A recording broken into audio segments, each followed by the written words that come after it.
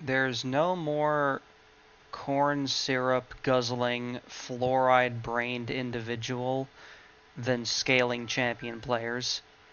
The scaler is, without question, one of those archetypes of a league player that nobody really complains about. People just kind of, nod their heads and go like, "Oh yeah, they're just playing the champion. They're just playing a champion that's not going to take trades early, that isn't going to be a factor until like 30 minutes into a game." And they just kind of accept that this is what they have to deal with this game. This isn't Enter, and I'm tired of pretending it isn't. Scaling champions, by definition, are just they're just not useful. You're 0-20 half the game. You're giving everything up. You're not a threat unless you're Kale, because Kale is just like absolutely disgusting. But it's like I played Nasus when I was learning how to play top lane, when I was learning how to play League of Legends and MOBAs in general, because it's like, oh, this is the best way to learn how to lane. You had to play safe if you're not sure of what to do. Like, this is the training wheels champion of League, Nasus. It's perfect to learn. But would you ever take this character into like Masters? No, you'd get absolutely shredded. You'd be worthless half the game. Your team would blame you, and they'd be right to do it. It's just a really disgusting and selfish playstyle. And yeah, I'm very pro being selfish, but this is just a really weird sort of mindset to be selfish with. It's like when I say be selfish, I mean like, oh, I'm going to take all the resources I can so I can be the biggest monster that I can be, and eventually like this is going to feed back into being useful for the team. What does Nasus do when he finally scales, when he finally decides, okay, I have 1,000 stacks or whatever my arbitrary benchmark is? What does he do? He gets CC'd to oblivion on the split push, and he'll never group for Dragon. It's like these champions just don't offer much to the team, and whenever I see them on my team, I'm not like, oh yay, I have a scaling champion.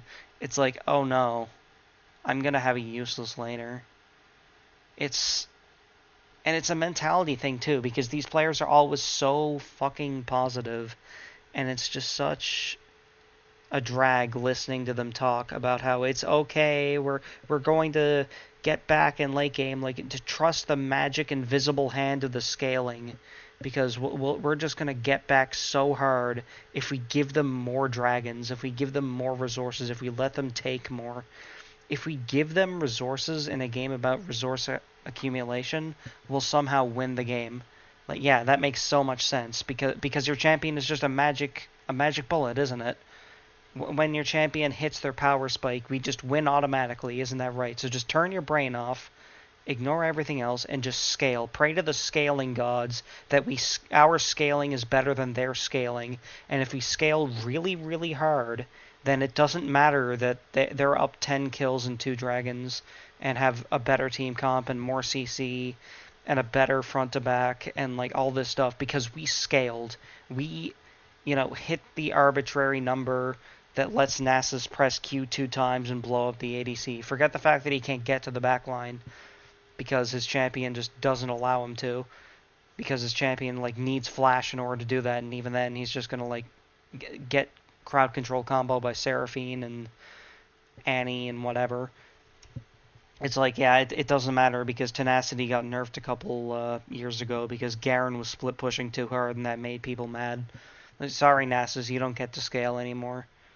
It's like you are begging for the enemy team to give you agency, and if the enemy team is good, and if you want to climb, they're going to be good eventually. They're not going to let you have agency. They're not going to be like, oh yes, I'm going to look at this Nasus who has his hand out and like a cup that says please donate farm, and be like, oh yeah, I'll let him have his farm lane. I'll be chill. It's like, no, you're going to meet a Grandmaster Darius player who wants to make you bleed, and he will, because he has no obligation to let you farm. Nobody has any obligation to let scaling champions scale. And it's like, oh, well, what about Smolder? Smolder is like one of the best ADCs in the meta right now. Yeah, he's in the meta right now. And do you know why? Because bot lane is the scaling role.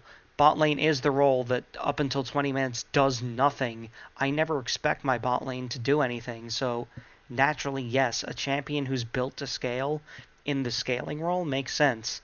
Top laners are meant to be somewhat proactive. Junglers are meant to be supremely proactive. That's why you don't see any scaling junglers. Like, what? What's an infinitely scaling jungler? Like, name one. Like, you don't see Kassadin in the jungle. I just don't get this mentality of like why you would want to play a champion like this. It's like I'm going to start the game off by punching myself in the testicles. It's like I'm going to start the game off by chopping off a limb. It's like, why would you do this to yourself? Because it's I'm going to chop off my arm because it's going to grow back in 16 minutes. Like, just don't chop off the arm to begin with. Why are you doing this? It doesn't really make sense. You're asking me to wait for you to get good, and that's why I said, like, actually, guys, One Piece scales into a good series. You just had to wait for it. It's like, that's what it feels like, watching a scaling laner come back from their 0-5 deficit. It's like, just watch the 1,000 episodes. Just watch the 1,000 episodes of your journey, and eventually the world building will captivate you. It's like, no, it fucking won't. No, the art style is horrid. The series is god awful. The voice acting is bad. The dubs are bad. The pacing is worse. And it's like, I don't want to look at you. I really just don't. I don't want to watch One Piece either. It's like that's the feeling that I get when I'm faced with a scaling champion on my team. Like, you're just One Piece manifest.